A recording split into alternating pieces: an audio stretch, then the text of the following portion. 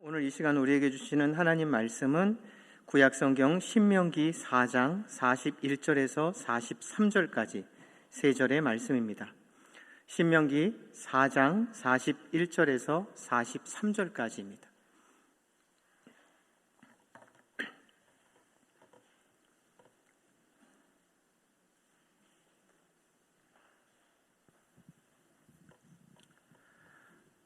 함께 읽겠습니다. 시작.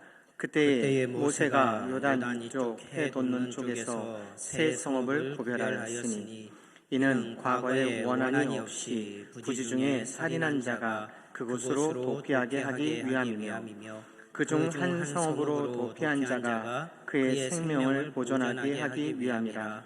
하나는 광야 평원에 있는 베셀이라 르우벤 지파를 위한 것이요 하나는 길르앗 라못이라 갓 지파를 위한 것이요 하나는 바산 골란이라 므낫세 지파를 위한 것이었더라.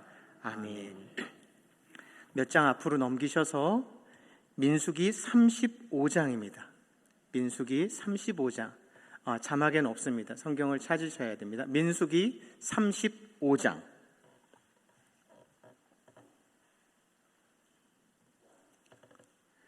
(35장) 9절부터 볼 건데요. 이렇게 딱 펴시고 이제 설교를 들으시기 바랍니다.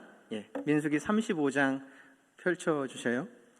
앞에 읽으신 신명기 4장 41절에서 43절은 요단 동편에 세워진 도피성에 관한 진술이었습니다. 도피성은 하나님의 특별한 명령이었습니다. 민수기 35장 9절 한번 보셔요. 여호와께서 또 모세에게 말씀하여 이르시되 이스라엘 자손에게 말하여 그들에게 이르라. 너희가 요단강을 건너 가나안 땅에 들어가거든 너희를 위하여 성읍을 도피성으로 정하여 부지 중에 살인한 자가 그리로 피하게 하라. 이는 너희가 복수할 자에게서 도피하는 성을 삼아 살인자가 회중 앞에 서서 판결을 받기까지 죽지 않게 하기 위함이니라. 너희가 줄 성읍 중에 6을 도피성이 되게 하되 라고 되어 있습니다.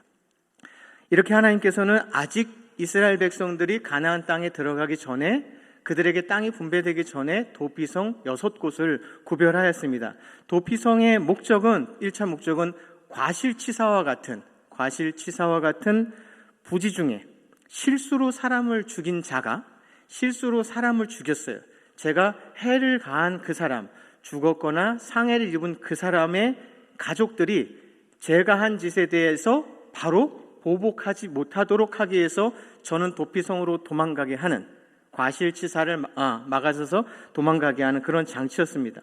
당시 고대 중근동의 법사상은 동해보복법 들어보셨을 겁니다. 눈에는 눈, 그겁니다.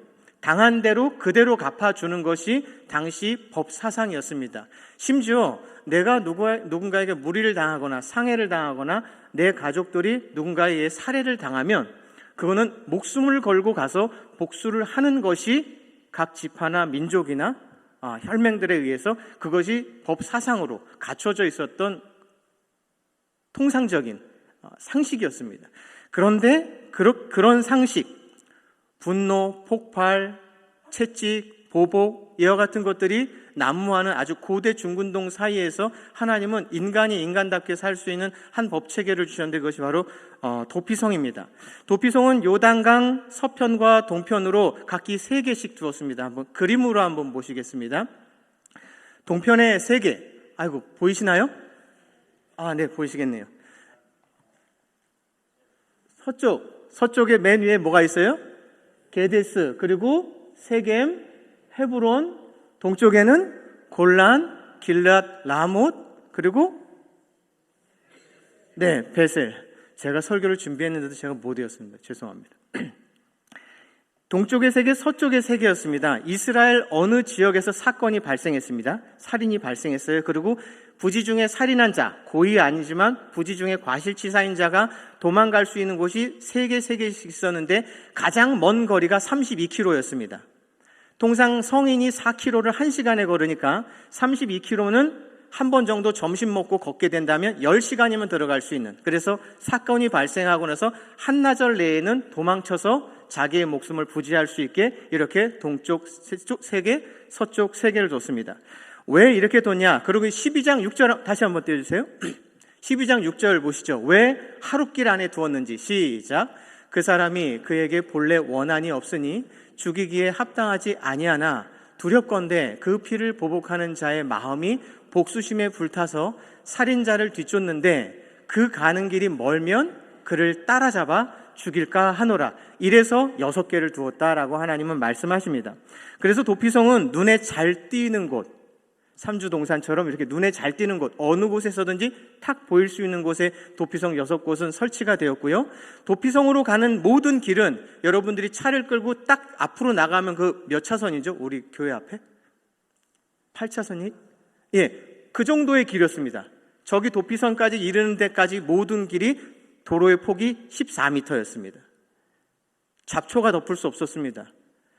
만약에 재해에 의해서 이렇게 떨어질까봐 두려우셔서 신명기 19장 3절에 보면은 그 레위 지파에 소속된 라못에 있는 제사장들은 항상 자기가 소속된 그 도피성으로 오는 길들을 싹 닦아야 했고, 그리고 미클라트라고 하는 표지판이 다 붙어 있어서 키로마다 붙어 있어서 누구든지 도망가려고 하면 정신없지 않습니까? 날 죽이려고 따라오는 자가 뒤쫓아오는데 정신 있을 사람이 어떻겠습니까? 길은 넓었고 제사장들은 항상 그 길을 닦아 놓았으며 곳곳에 표지판이 있어서, 그리고 가까이 왔다 하면 저기구나. 코스트코 갔다가 오다 보면 저희 교회는 저 먼 발치에서부터 호산대학교에서부터 보이는 거죠. 그렇게 높은 곳에 두었습니다. 도피성이었었다면 어떻게 되었을까요? 살인이 또 다른 살인을 부르는 피해 악순환이 반복되었을 것입니다. 도피성은 인간 안에 잔존하는 그 인간의 보복 심리, 그것에서 촉발된 그 보복의 악순환을 막아서는 것이 바로 도피성의 1차 목적이었습니다. 당신은 분노 나는 대로 분노를 표출하고 안갚음 하려고 하면 안갚음 하는 것이 법이었고, 그리고 이스라엘 백성들은 불과 얼마 전까지 노예였습니다. 애굽 관리들이 노예들에게 라암셋을 지어야 되는 이유를 설득했을까요? 말이 필요했을까요? 명령 내려놓고 채찍만 가했으면 되는 겁니다. 그렇게 말로 설득당하지 않았던 시절들을 사는 사람들, 그리고 말로 말로 할 수 없었던 시대의 사람들에게 이렇게 고차원적인 법을 만들어 놓으셔서 사람이 사람답게 살 수 있는 그런 하나의 체계들을 하나님께서는 세워가셨던 것이죠. 도피성은 악으로 악을 갚음으로써 살인이 살인을 낳아 살인하지 말라고 하는 그 법을 거스르지 않게 하기 위해서, 예방하기 위해서 있었던 장소입니다. 두 번째, 35장 12절 보시죠. 35장 12절 시작. 이는 너희가 복수할 자에게서 도피하는 성을 삼아 살인자가 회중 앞에 서서 판결을 받기까지 죽지 않게 하기 위함이니라. 두 번째, 도피성은 무작정 죄를 눈감아주기 위한 것이 아니었습니다. 그가 정당하게 판단받을 시간을 주겠다는 것입니다. 죄가 죄로 드러나는 시간을, 밝힐 시간을 갖겠다는 것입니다. 그래서 만약에 모든 상황을 살핀 후에 그의 거짓이 드러나거나 이거는 고의로서 한 살인이다라고 하는 것이 드러날 경우 35장 31절 보시죠. 35장 31절 시작. 고의로 살인죄를 범한 살인자는 생명의 송전을 받지 말고 반드시 죽일 것이니라. 네, 그냥 무작정 용서하는 장소가 아니라 죄라면 죄가 밝혀질 때까지 시간을 갖겠다라고 하는 것이죠. 그래서 30절 보시면, 35장 30절 보시면 사람을 죽인 모든 자, 곧 살인한 자는 증인들의 말을 따라서 죽일 것이나 한 증인의 증거만 따라서 죽이지 말 것이니라. 심지어는 한 사람의 증언만 듣지 말고 여러 가지 이야기를 복합적으로 듣고 그의 죄를 물으라는 조항까지 하나님은 두셨습니다. 도피성은 이겁니다. 따라합시다. 상황의 옥석을 가려 속단의 함정에 빠지지 않게 하려고. 예. 어떤 상황이었는지 그 옥석을 가려서, 그래서 우리 스스로가 이건 이랬을 거야 라고 하는 그 속단의 함정에 빠지지 않게 해서 생명을 지키겠다라고 하는 하나님의 의지가 도피성 안에 들어있습니다. 세 번째, 35장 28절입니다. 시작. 이는 살인자가 대제사장이 죽기까지 그 도피성에 머물러야 할 것임이라. 대제사장이 죽은 후에는 그 살인자가 자기 소유의 땅으로 돌아갈 수 있느니라 했어요. 도피성의 세 번째 의미는 이겁니다. 그저 내가 부지 중에 죽였어요. 도피성으로 도망왔어요. 그러니까 나는 이제 보복하려는 자가 저를 위해할 수 없어요. 그러니까 갇혀 있기는 하지만 그냥 즐겁게 살라고 도피성에 두지 않았다는 것입니다. 도피성에서는 대제사장이 죽을 때까지 거기 머물러야 했었는데 거기에 기도는 미드라시에 보면 이런 기도가 있었다고 합니다. 대제사장께서 돌아가실 때까지 자숙하며 숨죽여 살겠습니다. 가족을 잃은 자들의 슬픔을 제 가슴에도 품고요. 그런다고 이 죄송한 빛을 어찌 갚았다 할 수 있겠습니까? 주여 저를 도우소서, 주여 저들을 위로하여 주소서라고 하는 태도가 도피성으로 도망친 자의 기본적인 정서였다고 합니다. 그러니까 도피성은 그냥 목숨을 부지했다고 그냥 부지한 목숨을 마음대로 사는 장소가 아니라 일종의, 따라합시다, 근신의 장소. 예, 도피성은 근신의 장소였습니다. 그런데 제가 부지 중에 탁 죽였고 진량에 있는 도피성으로 도망쳐왔단 말입니다. 거기에 대제사장이 계셨습니다. 대제사장이 죽으면은 저는 집으로 돌아갈 수 있습니다. 그런데 돌아가시지 않으면 저는 돌아가실 때까지 저는 집에 갈 수 없습니다. 그런데 작년에 범죄를 저지르고 여기 들어왔는데 1년 만에 대제사장이 돌아가시면 저는 공소시효가 취하가 됩니다. 집에 돌아갈 수 있습니다. 그 집에 돌아가는 길에 저를 보복하려고 하는 자는 저를 죽일 수 있는 법이 없습니다. 근데 이게 어떤 그림이냐면요, 대제사장이 죽으면 우리는 집으로 돌아갈 수 있다. 영원한 대제사장이신 그리스도 예수의 십자가로 인하여서 우리의 나옴바된 본향으로 돌아갈 수 있는 귀향이 허락됐다라고 하는 그림이 이미 이 도피성 안에는 있었던 것이죠. 하나님은 예수 그리스도를 통하여 너희들의 나옴바 본향, 너희들이 땅을 디디고 살지만, 비록 땅을 디디고 살지만 발뒤꿈치를 들고 나옴바 본향을 사모하면서 눈물로 고뇌로 사는 너희들에게 예수 그리스도 안에서 귀향할 수 있는 권리를 주겠다. 그를 죽이면. 그러니까 도피성 안에 있는 대제사장의 죽음은 바로 먼 훗날 예수 그리스도의 대속과 우리의 귀향을 약속하는 그림이었죠. 그렇지만 지금만 우리가 그런 은혜를 누리는 것이 아니라 갇혀 있으면서도 그 생명이 유지되고, 만약에 내년이라도 덜커덕 대제사장이 하나님의 부름을 받게 된다면 1년 만이라도 그는 다시 삶의 자리로 돌아가서 살 수 있는 권리를 얻게 되었으니, 지금 우리만 천국의 귀향이 아니라 그에게도 생명이 생명답게 살 수 있는 기회를 주셨던 것이니 도피성은 상당히 고차원적인 법이었던 것을 우리가 알 수 있습니다. 넷째로, 여러분, 사랑의 연이 있습니다. 은혜의 연이 있고 감사의 연이 있습니다. 그런데 그런 것들은 참 쉽게 잊힙니다. 그런데 미움의 연이라고 하는 건 참 질깁니다. 한번 미워하면 미워할 거리가 매 순간 늘어납니다. 하는 짓이 다 마음에 걸리고요, 웃는 표정조차 싫어지더니 마침내 숨소리도 소음처럼 들리는 경우가 이 미움입니다. 왜 그러냐면요, 따라합시다. 아무도 보태주지 않았는데 악은 이렇게 성장한다. 네, 물 주지 않아도. 아까 박 전사님 사택에 들어가면서 사과나무를 보시더니만 떼약볕에 물 주는 것과 또 비 내리는 것과 물과 비가 틀리네. 그래서 사택에 잠깐 들어가서 곰곰이 생각했는데 그런 것 같아요. 그런 것 같아요. 애써 키우려고 하는 것은 물도 줘야 되고 비도 필요하고 여러 가지들이 필요한데 쉽사리 죽지만, 애써 없애려고 하는 악은 아무것 제공하지 않아도 그냥 내 안에서 저 왜 이렇게 밉지? 근데 왜 눈을 감고 설교를 듣지? 사사건건 하나 내 속에서 내 스스로가 확대를 해서 그는 나한테 아무런 저의를 갖고 있지 않음에도 불구하고 그는 나한테 그런 사람이 돼버리는 그것, 이 미움의 연은 참 질깁니다. 악에게는 아무것도 하지 않아도 악은 스스로 성장합니다. 그래서 누군가는 끊어주어야 합니다. 무언가 단절의 계기가 필요합니다. 마음을 돌이키고 새롭게 종지부를 찍어야 합니다. 미움의 역사를 끊고 아픔의 과정을 돌이키는 것, 그걸 누군가가 해야 됐던 것이죠. 예수 그리스도께서 그렇게 하셨습니다. 영원한 사망에서 영원한 생명으로 그 중간을 끊어내셨습니다. 우리 영원한 사망으로 치닫는 우리에게 탁 막아서시면서 우리로 하여금 당신 안에서 영원한 생명으로 갈 수 있도록 탁 막아서신 것이 도피성이고 우리의 예수 그리스도십니다. 그렇듯이 우리도 오늘 내 안에 악한 감정들과 부정한 생각들을 끊어내야 합니다. 그렇게 끊어내야 새로운 감정, 새로운 생각이 시작될 수 있으니까요. 도피성의 네 번째 이유는 그거 같습니다.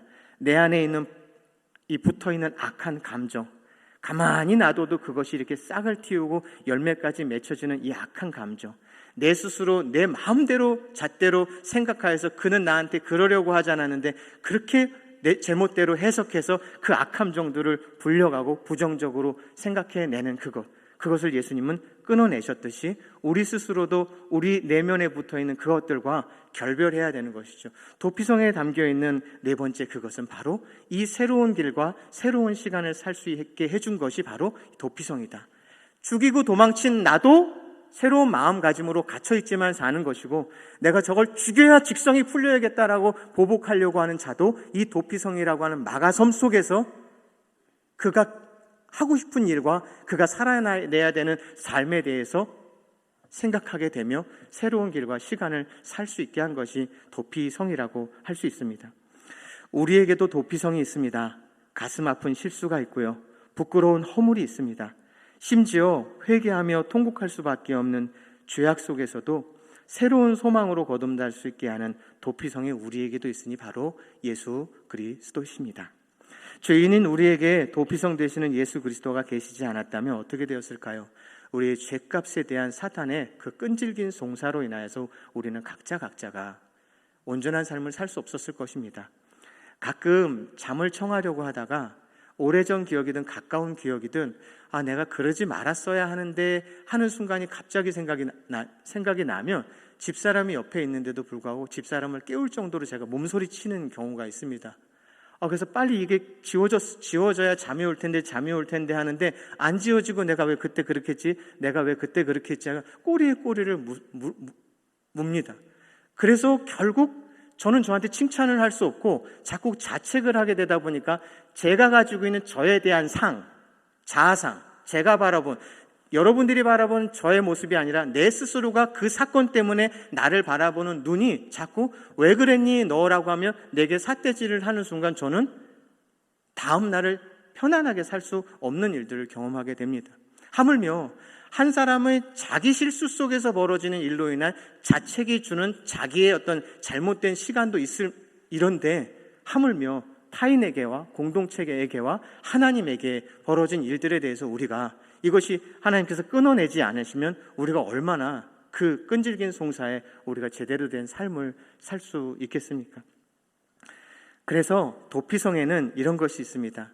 따라합시다. 자기 백성을 어느 누구에게도 내어주지 아니하시려는 하나님의 의지가 계신 겁니다.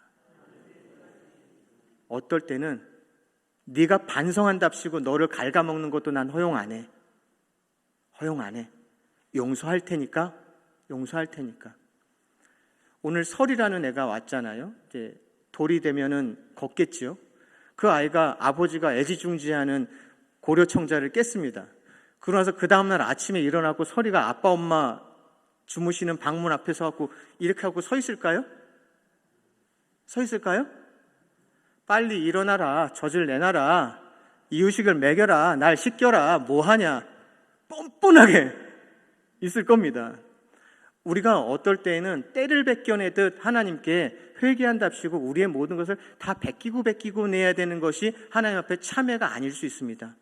어느 대목에 있어서는 마치 어린아이가 아버지로서는 도무지 이게 청소년이 저질렀다면 이거는 한쪽 다리가 이렇게 됐을 것 같은 일이어도 아기는 용서하잖아요. 어떤 대목에 있어서는 여기다 뭔가를 깔아놓은 것 같이 하나님께 난 그건 모르겠고요.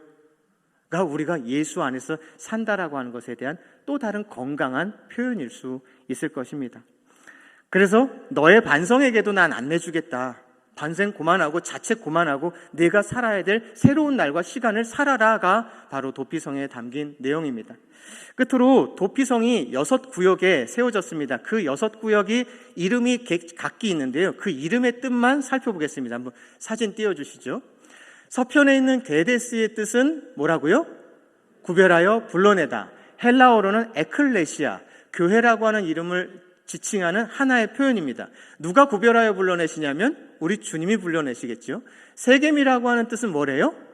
어깨, 짐지는 곳. 마태복음 11장 28절에 보면 수고하고 무거운 짐진 자들아 다 내게로 오라. 누가 져주신대요? 주님이 져주시는 곳이에요. 헤브론이란 뜻은 뭐래요? 연합하여 교제하다. 누구와 연합하여? 머리이신 예수 그리스도와 연합하여 교제를 이루는 것. 바로 이 영적인 공동체이기도 하고요. 그리고 여러분 각자가 교회이시지 않습니까? 바로 그걸 뜻합니다. 동편에 있는 베셀은 무슨 뜻이래요? 요새, 방패. 장 목사님께서 오늘 설교를 위해서 특별히 선곡하신 그 피난처가 바로 베셀이라는 뜻입니다. 누가 우리의 피난처 되세요? 주님. 길르앗 라못은 어떤 뜻이냐면 높은 곳, 고지, 산 위의 동네. 마태복음에 보면 산 위에서 빛이 비춘다라고 하잖아요. 그것입니다. 어두운 땅에 빛을 내리 꽂아서 그 어두움을 몰아내는 그 자리가 바로 길르앗 라못이라는 뜻입니다. 골란, 글자는 좀 곤란한데요. 골란이란 뜻은 무슨 뜻이래요? 기쁨, 주님이 우리에게 주시는 영적인 희열을 뜻한대요. 저 6개의 장소가 다 누구를 겨냥하고 있어요? 예수 그리스도를 겨냥하고 있어요. 그런데 저 6가지가 다 누구를 또 겨냥하고 있냐면 예수 그리스도와 연합한 교회가 그 위치를 감당해야 되고, 교회가 저런 역할을 해야 되고, 교회가 세상 속에서 저런 기능을 가져야 된다라는 것이 예수가 했던 일이지만 오늘날 예수와 연합한 너희도 해야 될 일이고, 너희는 그 도피성을 향하여, 예수를 향하여 미클라트가 되라. 저기 가면 저기 도피성, 저기 도피성. 어두운 너를 밝혀줄 저기가 도피성. 내 부끄러움을 막아줄 저기가 도피성. 이렇게 되는 것이죠. 도피성이 가진 6개의 속성은 이 땅에 존재하는 그리스도와 연합한 교회가 회복해야 할 위치와 역할, 즉 세상 속의 기능을 나타냅니다. 끝으로 더 나은 삶을 위한 마중물 기도로 오늘 설교를 정리하도록 하겠습니다. 함께 기도 올리겠습니다. 시작. 우리의 죄를 막으시고 속단의 함정에서 건져내시며 근신케 하사 우리 삶을 바로잡게 하시고 악의 성장을 끊어주시는 자비하신 하나님, 예수 그리스도를 통해 우리에게 베푸신 도피성의 은혜 감사합니다. 구별하여 불러내시고 무거운 짐진 인생들의 짐을 대신 져 주시며 그들을 당신과 연합하여 교제를 누리게 하시고 그들의 모든 환난과 풍파 속에서 피난처와 방패가 되어 주시며 어두운 이 땅과 영혼에 생명의 빛을 비추어 주시고 영적인 희열과 기쁨을 주시는 이 땅의 교회와 성도들이 그 위치와 역할을 감당할 수 있도록 지혜와 용기와 겸손한 마음을 주십시오. 시작되는 한 주간도 성령님 우리의 동행이 되어 주십시오. 예수님의 이름으로 기도합니다. 아멘.